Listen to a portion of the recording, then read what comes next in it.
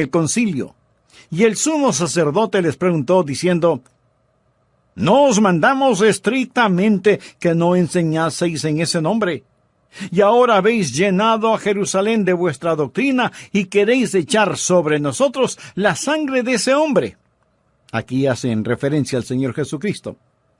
Respondiendo Pedro y los apóstoles dijeron: es necesario obedecer a Dios antes que a los hombres. Si usted no tiene ningún problema en marcar su Biblia, me gustaría que marque la siguiente frase: es necesario obedecer a Dios antes que a los hombres. Y ahora leamos lo que dice Hechos 5:32. Y nosotros somos testigos suyos de estas cosas, y también el Espíritu Santo, el cual ha dado Dios a los que le obedecen. Note que en estos versículos se menciona 2 veces la palabra obediencia. Y de eso es de lo que quiero hablar, la eficiencia de la obediencia. El tren del creyente rueda sobre 2 rieles, confianza y obediencia. Confianza y obediencia es el tren de la redención.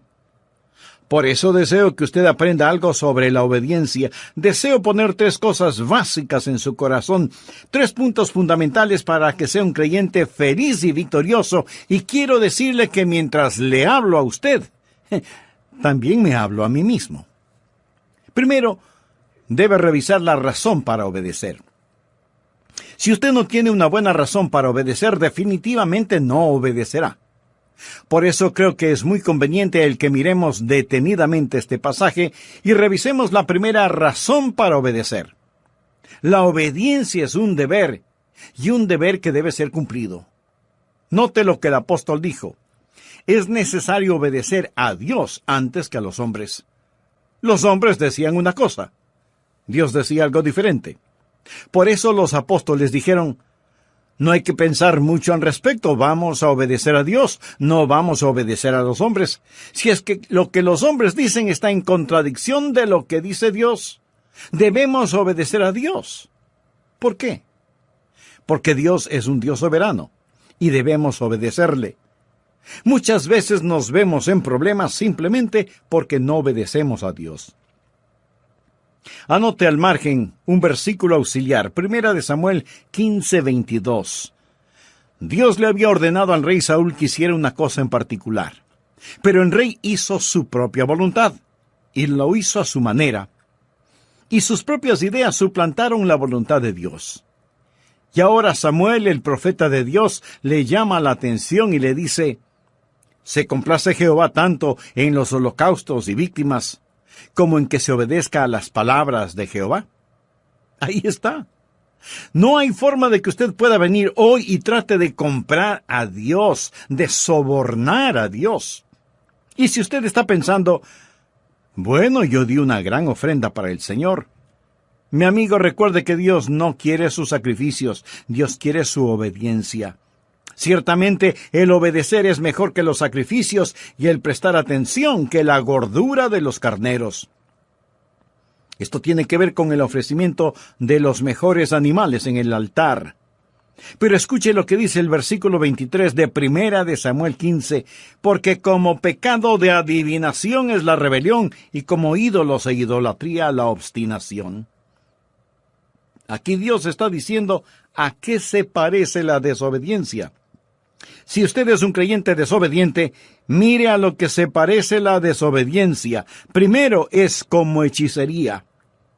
¿Está usted desobedeciendo lo que Dios le ha dicho que haga? Entonces tengo que decirle que usted está practicando una forma de hechicería. Por supuesto, usted no está pensando que practica adivinación, pero la desobediencia le pone en el mismo equipo que Satanás. Y eso es lo que hizo al diablo, su rebelión contra la voluntad de Dios. Así, desobediencia es hechicería, y muy pronto Saúl, quien desobedeció al Señor, estuvo consultando a una hechicera de acuerdo al relato bíblico. Segundo, la desobediencia no solo es como adivinación o hechicería, sino también es como ídolos. Desobediencia es poner el puño cerrado en el rostro de Dios. Es como decir: Dios, no tu voluntad, sino la mía será hecha. Puede ser algo pequeño, pero la desobediencia sobre algo pequeño no es una cosa pequeña, porque la desobediencia siempre es algo grande, aun si es una cosa pequeña en la cual usted desobedece. Por ejemplo, cuando mi hijo era apenas un muchachito pequeño, un día estábamos en la sala de nuestra casa y le dije, Steve, levante el periódico del suelo. Pero él no lo hizo. Para conseguir su atención, yo le dije con un poco más de autoridad en mi voz, Steve, ¿podrías recoger el periódico del suelo? Papi quiere que levantes el periódico. Él meneó su cabeza y empezó a salir. Entonces le dije, hijo, regresa y recoge el periódico del suelo. Él me quedó mirando y dijo, no. Ese momento tuve que sacudir el polvo de sus pantalones. Entonces, su madre vino presurosa y me dijo, Adrián, ¿por qué le castigas por una cosa tan pequeña como es el no haber recogido el periódico del suelo? Y yo tuve que decirle, querida esposa, no castigué a nuestro hijo por no haber levantado el periódico, lo castigué por desafiarme. Y esa es una cosa grande, aunque lo del periódico fue pequeño. Tal vez hay alguna cosa pequeña en su corazón y en su vida que Dios está empujando para que la haga, pero usted está desobedeciendo a Dios. Quiero decir, si usted está desafiando a Dios en algo pequeño, esa cosa pequeña puede transformarse en algo grande. Dios dice que la desobediencia es como hechicería, es iniquidad. Dios dice que la desobediencia es total idolatría, idolatría. Y seguramente usted pregunta, ¿pero cómo puede ser idolatría? Permítame hacerle una pregunta. ¿Qué es un ídolo? Un ídolo es cualquier cosa que usted ama más, sirve más, teme más y honra más que a Dios. Si Dios quiere que usted haga algo y usted no lo hace, es porque usted ha puesto algo más delante de Dios, y eso es idolatría. Desobediencia es hechicería, iniquidad, idolatría. Si entendemos que es necesario obedecer a Dios antes que a los hombres, veremos que existe un deber que debe ser cumplido. Segundo, obediencia es una deuda que debe ser pagada. ¿Qué es lo que quiero decir con esto? Sencillamente, mi amigo, que Jesús ha hecho tanto por nosotros. En este pasaje de las Escrituras, note lo que él dice al dar una razón para obedecer. Es necesario obedecer a Dios antes que a los hombres. El Dios de nuestros padres levantó a Jesús, a quien vosotros matasteis, colgándole en un madero. A este Dios ha exaltado con su diestra por príncipe y salvador para dar a Israel arrepentimiento y perdón de pecados. Pienso en lo que Jesucristo ha hecho por mí. Piensa en lo que Jesucristo ha hecho por usted. Sufrió, derramó su sangre y murió sobre una cruz. Amigo, mire hacia el Calvario, el sangriento Calvario, y dígame si usted tiene derecho a desobedecer. Es un deber que debe ser cumplido, es una deuda que debe ser pagada. Tercero, obediencia es una delicia que debe ser preferida. No piense que la voluntad de Dios es algo que usted tiene que hacerla. Dios nunca se la va a imponer por la fuerza. Es algo que usted debe querer hacerlo. Y cuando usted aprende a obedecer, entonces va a aprender lo que significa el gozo de la vida cristiana. No existe tal cosa como un creyente desobediente feliz. Esa es una contradicción de términos. Leamos Hechos 5:41. Y ellos salieron de la presencia del concilio, gozosos de haber sido tenidos por dignos de padecer afrenta por causa del nombre. Obediencia y regocijo van de la mano. Es una mentira del infierno el decir que el hacer la voluntad de Dios es doloroso y miserable. La Biblia dice que sus mandamientos no son gravosos.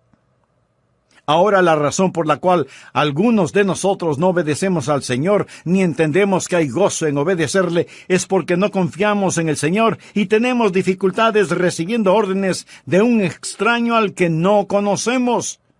Cuando conocemos al Señor Jesucristo, aprendemos que sus mandamientos no son gravosos. En esto se demuestra su amor, no en que nosotros amemos a Dios, sino en que Él nos ame a nosotros.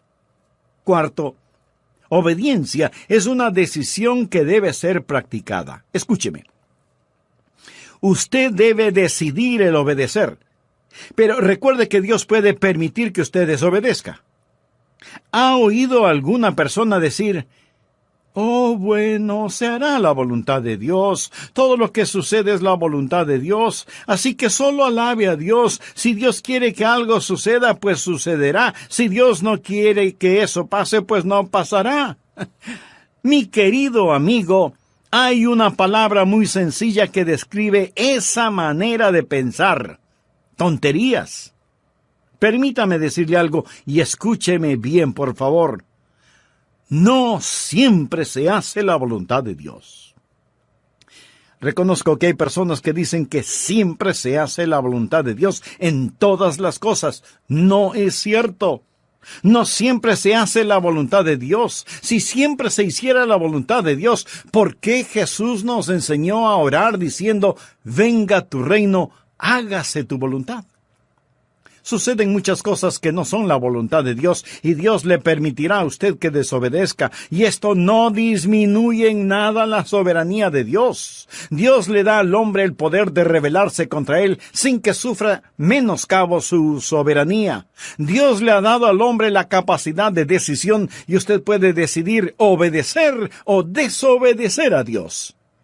Algunas personas tropiezan sobre este asunto. Se preguntan por qué el mundo tiene los problemas que tiene. Dicen: bueno, si Dios es tan poderoso, ¿por qué no elimina el pecado y el sufrimiento? Y si Él no puede eliminar estos males, entonces a lo mejor no es tan poderoso.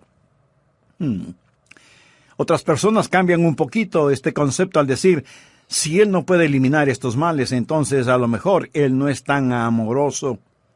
Amigo, Dios es todopoderoso y Dios es amor. Pero Dios le ha dado al ser humano el poder de decisión. Dios nos ha dado a cada uno de nosotros esa capacidad. Usted puede decidir obedecer o desobedecer a Dios. Algunas personas dicen: Dios puede hacer cualquier cosa. Eso no es verdad, no es verdad. Antes de explicar esto, quiero compartir con usted una pregunta que me hizo mi nieto.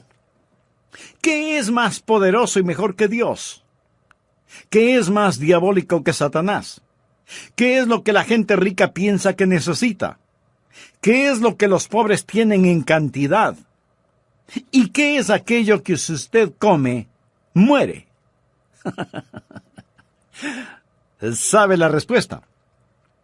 Pues la respuesta a todas esas preguntas es: nada. Porque nada es más poderoso o mejor que Dios. Nada es más diabólico que Satanás. La gente rica no necesita nada. Los pobres tienen mucho de nada. Y si usted no come nada, con toda seguridad morirá. Así que la respuesta a la adivinanza es nada. Absolutamente nada. Y sin embargo, mi amigo, hay cosas que Dios no puede hacer. Si yo le preguntara: ¿hay alguna cosa que Dios no pueda hacer? Y usted me responde: no hay nada que Dios no pueda hacer. Permítame decirle que usted está equivocado. Le diré algunas cosas que Dios no puede hacer. Recuerde que estamos hablando de que la obediencia es una decisión. Le diré 6 cosas que Dios no puede hacer. Primero, porque es Dios omnipotente, Él no puede fallar. Leamos lo que nos dice el apóstol Pablo en Efesios 1:11. Conforme al propósito del que hace todas las cosas según el designio de su voluntad. Por lo tanto, es imposible que Dios pueda fallar. Segundo, es imposible para Dios hacer lo malo. En la epístola a Tito, capítulo 1, versículo 2, leemos: en la esperanza de la vida eterna, la cual Dios, que no miente, prometió desde antes del principio de los siglos. Dios no puede mentir, Dios no puede robar, Dios no puede cometer ninguna maldad porque Él es un Dios santo. Tercero, Dios no puede ser tentado. Santiago 1, 13 y 14 nos dice lo siguiente: Cuando alguno es tentado, no diga que es tentado de parte de Dios, porque Dios no puede ser tentado por el mal, ni Él tienta a nadie, sino que cada uno es tentado cuando de su propia concupiscencia es atraído y seducido. Así que Dios no puede ser tentado. Y alguno de ustedes me dirá, pero Jesucristo fue tentado. Tiene razón. Pero recuerde que Jesucristo fue tentado en su humanidad. Él no fue tentado en su esencia como Dios Todopoderoso, porque Dios no puede ser tentado. Cuarto, Dios no puede negarse a sí mismo. Leamos 2 de Timoteo 2:13. Si fuéramos infieles, Él permanece fiel. Él no puede negarse a sí mismo. Amigo, voy a detenerme en este punto porque antes de finalizar este programa quisiera invitarle a que se haga una sencilla pregunta. ¿Cuán fiel soy a Dios? Esto en el caso de que usted sea un creyente. Si aún no lo es, lo primero que debe hacer es arrepentirse de sus pecados y buscar la paz con Dios y la paz de Dios para su atribulada vida. Ore sinceramente a Dios para que le perdone sus pecados. Y pídale al Señor Jesucristo, quien murió por sus pecados en la cruz del Calvario, para que Él sea su Salvador y su Señor. Y hágalo ahora mismo. Dios le está esperando con brazos abiertos.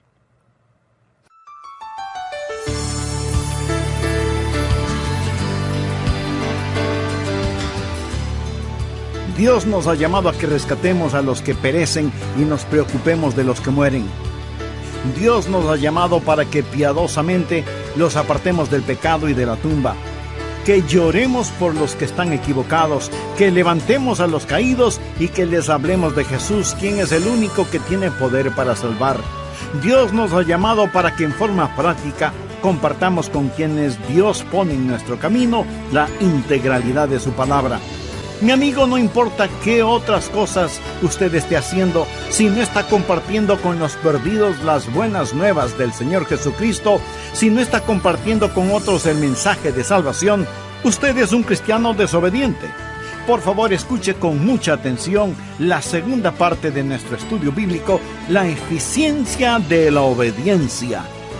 Será ricamente bendecido. Bienvenidos a El Amor que Vale, con el pastor, maestro y autor, Dr. Adrian Rogers, supliendo las necesidades de la gente con la verdad de la palabra de Dios, trayendo personas a Cristo, transformando vidas alrededor del mundo y ayudándole a usted a descubrir el poder del amor más grande, el amor que vale. Quédese con nosotros y escuche al Dr. Adrian Rogers en la voz del pastor Lenín de Llanón. Sea bienvenido al programa El Amor que Vale. En el programa anterior, al hablar de la obediencia, mencioné varios puntos fundamentales. Se debe revisar la razón para obedecer, entender que la obediencia es una deuda que debe ser pagada y una delicia que debe ser preferida, y que la obediencia es una decisión que debe ser practicada. También empezamos a ver varias cosas que Dios no puede hacer.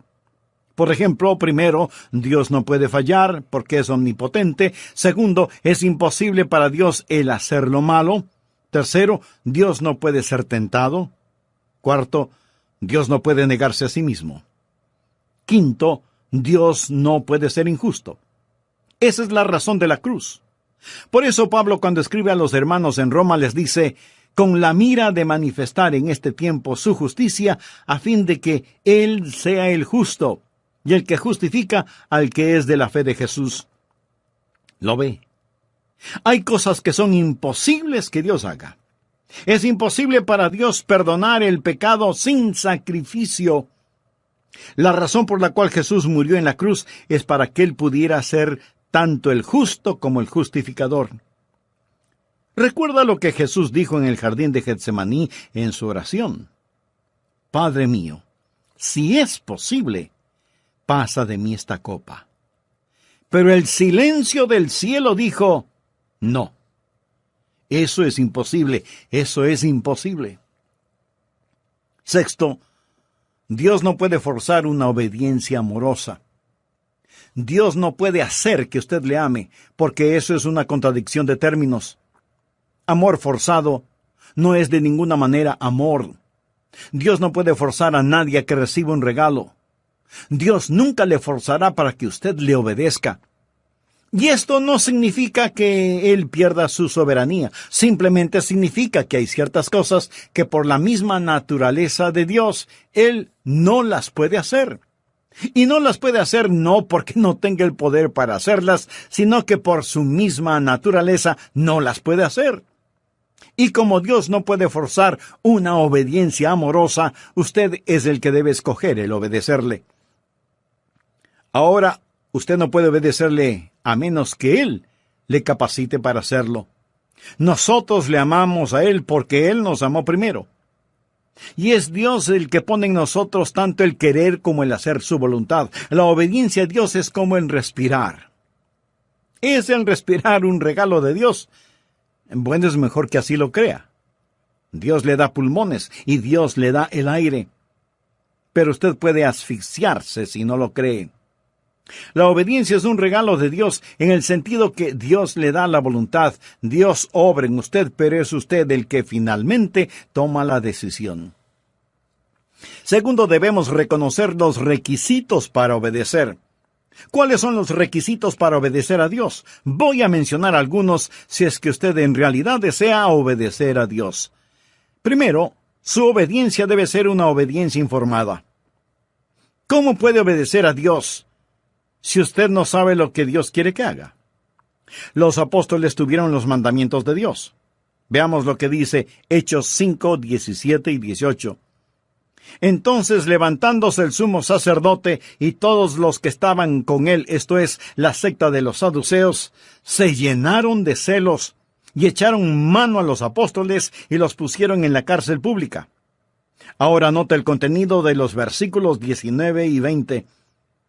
Mas un ángel del Señor, abriendo de noche las puertas de la cárcel y sacándolos, dijo: Id, y puestos en pie en el templo, anunciad al pueblo todas las palabras de esta vida. No puede ser más claro. Se les dijo lo que debían hacer y debían ir y hacerlo. Ahora, la razón por la que lo hicieron fue porque así se les dijo. Toda obediencia genuina es una obediencia informada. Lo que Dios no lo inicia, Dios no lo aprecia. Dios le dirá qué hacer, y Dios nunca ha prometido bendecir cualquier actividad que Él no haya ordenado. Su obediencia debe ser una obediencia informada. Segundo, su obediencia debe ser una obediencia intencional. Verá, el hacer lo correcto no es únicamente el abstenerse de hacer lo incorrecto. Es obvio que los apóstoles querían conocer la voluntad del Señor Jesucristo. Yo trato de presentarme delante del Señor cada mañana y decir: Señor, estoy a tus órdenes.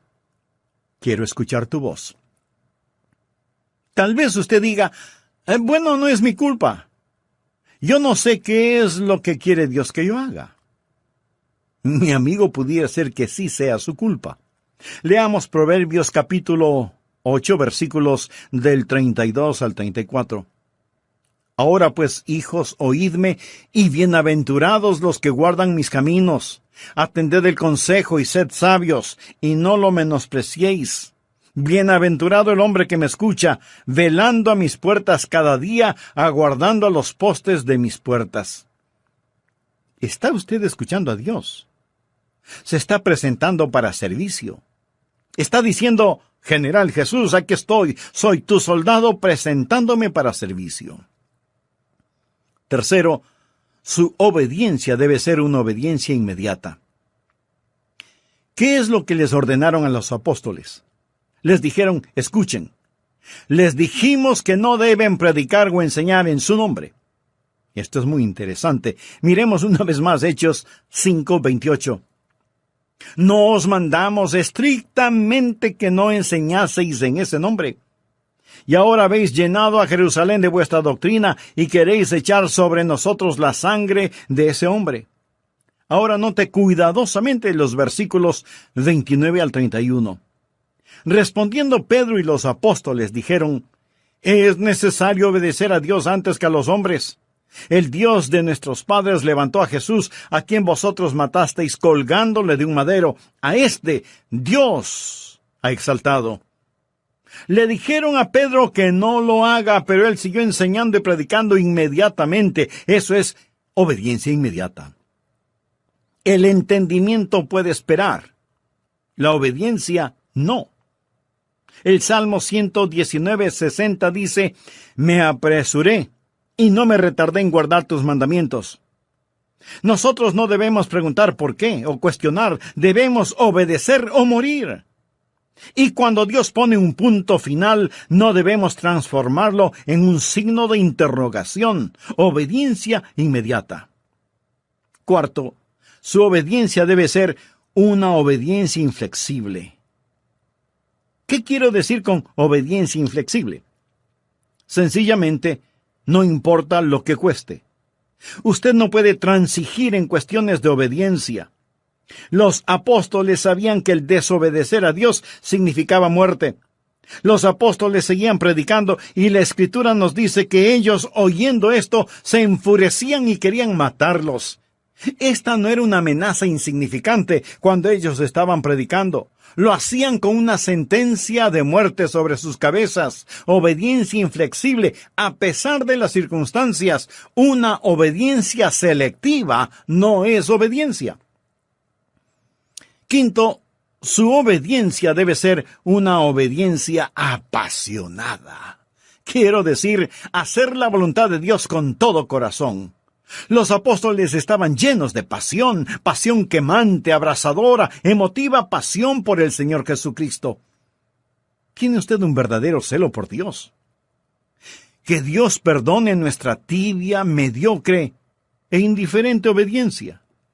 Si usted va a servirle a Él, hágalo con genuino gozo. La Biblia dice: habéis obedecido de corazón aquella forma de doctrina a la cual fuisteis entregados.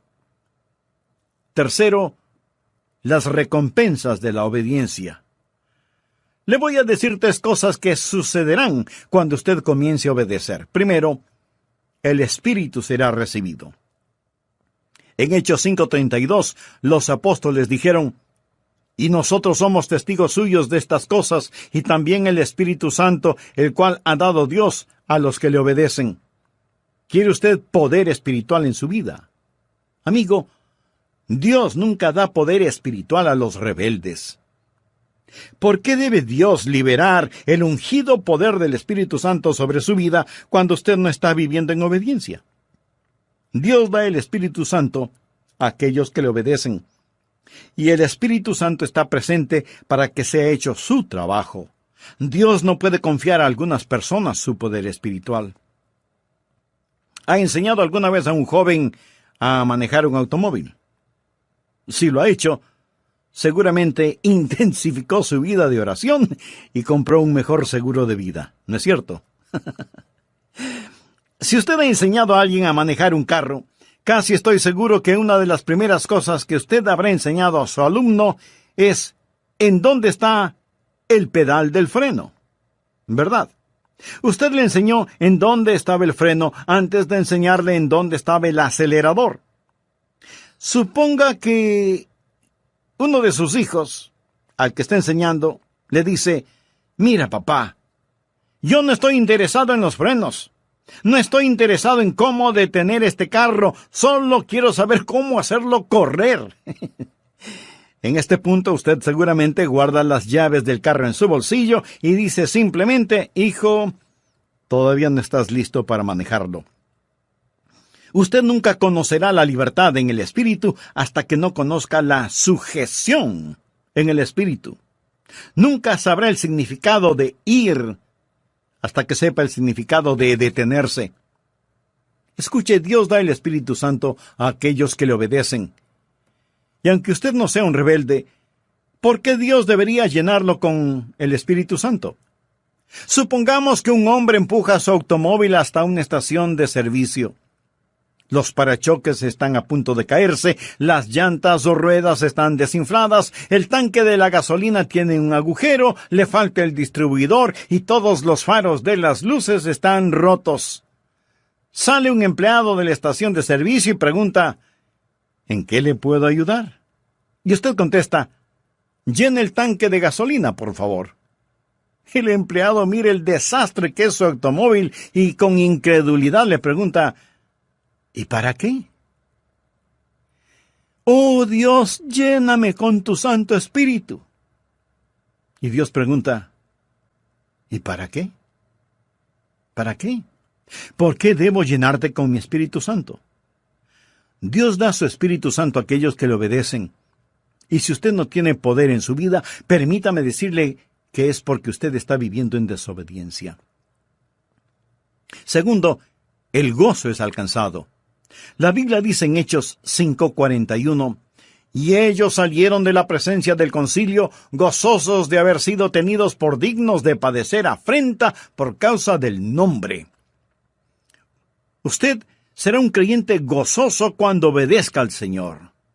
Creyentes desobedientes no son creyentes gozosos. Y necesitamos más creyentes llenos de gozo. Cuando obedecemos, recibimos el Espíritu. Cuando obedecemos, alcanzamos el gozo. Tercero, cuando obedecemos, el Evangelio es creído. Veamos el contenido del versículo 42 de Hechos 5.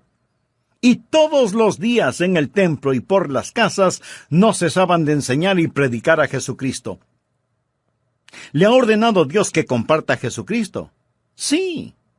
¿Cuál es la alternativa de obedecerle? Pues, desobedecerle. ¿Y cuál es el resultado de la desobediencia? No tener poder espiritual y carecer de gozo en la vida. Dios le ha dado un mandamiento para que lo obedezca, y si lo hace, Dios bendecirá su obediencia, le dará su Santo Espíritu y bendecirá todo lo que haga. En Hechos 6:1 leemos, en aquellos días, como creciera el número de los discípulos.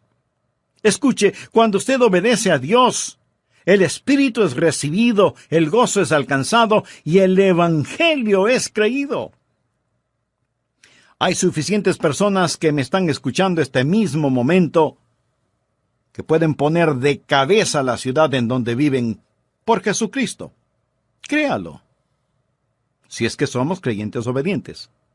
Dios nos ha llamado a que rescatemos a los que perecen y nos preocupemos por los que mueren, que piadosamente apartemos del pecado y de la tumba a los que se pierden, que lloremos por los que están equivocados, que levantemos a los caídos y les hablemos de Jesús, el poderoso para salvar.